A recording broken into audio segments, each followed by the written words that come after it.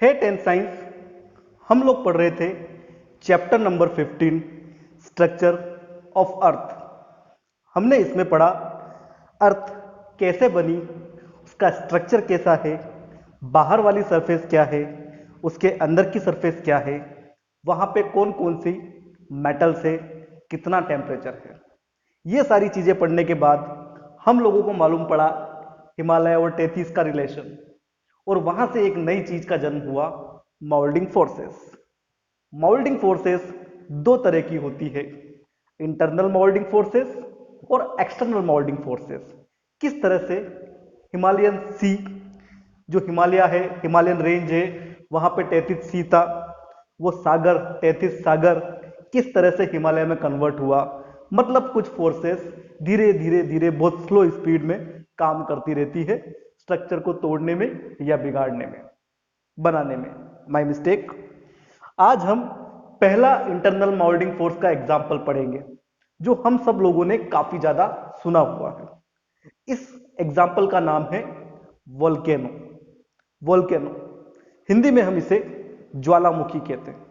आइए जानते हैं ज्वालामुखी के बारे में।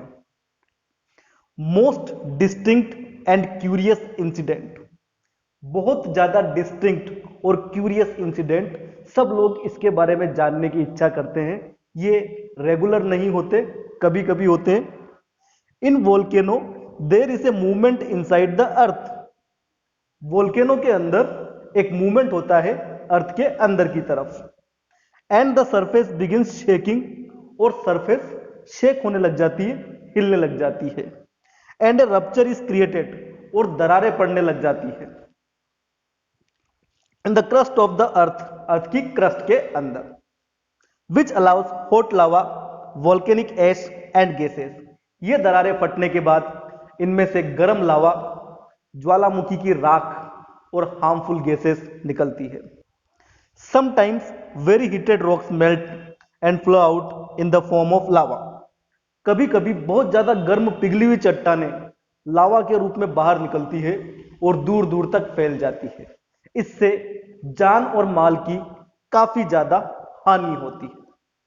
सो वोल्केनो काफी इंटरेस्टिंग वर्ड है। इसके हिंदी नाम से हमें मालूम पड़ जाता है ज्वालामुखी की मुख में से ज्वाला निकल रही है।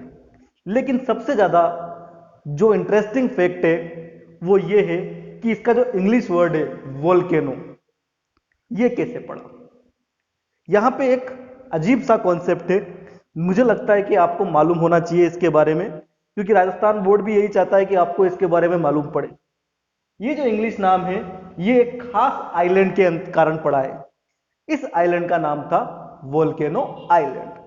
ये आइलैंड पैसिफिक ओशियन में जापान के बहुत पास स्थित है। Ancient volcano on this island was assumed to be the way to the hell by the Roman.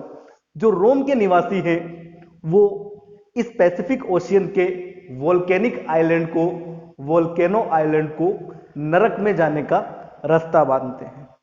सो ये नाम पॉपुलर हुआ और ज्वालामुखी का इंग्लिश नाम वोल्केनो रख दिया गया। यहां पे आपको एक बात बता देता हूं, जापान एक ऐसा देश है वहां सबसे ज्यादा भूकंप आते हैं। उनके भूकंप आने के कई कारण हैं, उनमें से एक कारण यह भी है जापान के आसपास का एरिया काफी ज्यादा ज्वालामुखियों से, वोल्केनो से घिरा हुआ है।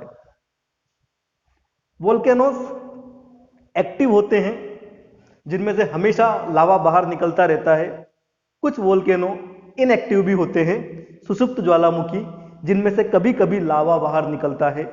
लेकिन ऐसा कोई फिक्स रूल नहीं है, कभी भी कोई भी एक्टिव ज्वालामुखी इनएक्टिव बन जाता है और सालों से इनएक्टिव रहा ज्वालामुखी तुरंत एक्टिव हो जाता है। तो ऐसा कोई फिक्स क्राइटेरिया इसका नहीं है कि हम सबको एक्टिव या इनएक्टिव माने। रिंग ऑफ फायर ये काफी इंपॉर्टेंट टर्म है। पैसिफिक ओशियन, पैसिफिक समुद्र के अंदर अलग अलग आइलैंड्स की एक चेन है, खास आइलैंड्स की। सारे के सारे आइलैंड्स पे ज्वालामुखी फूटते रहते हैं, वोल्केनो इरप्ट होते रहते हैं। इन वोल्केनो इरप्ट के कारण उस पूरी की पूरी जो चेन है उसको नाम रख दिया गया है ring of fire. Ring of fire कहां पाई जाती है? पैसिफिक ओशियन में। ये ring of fire surrounding the Pacific ocean is famous for its regular volcanic activity. Ring of fire अपनी लगातार होने वाली वॉल्केनिक एक्टिविटी के लिए भी फेमस है। एडवांटेज, अब ये क्या चीज हो गई? सबको पता है ज्वालामुखी जब भी फूटता है काफी ज्यादा जान माल की हानि होती है। क्या ज्वालामुखी के भी एडवांटेज हो सकते हैं? बिल्कुल फ्रेंड्स, ज्वालामुखी के भी काफी सारे एडवांटेज होते हैं। फॉर एग्जाम्पल, सबसे पहले आता है फर्टिलिटी ऑफ सॉइल।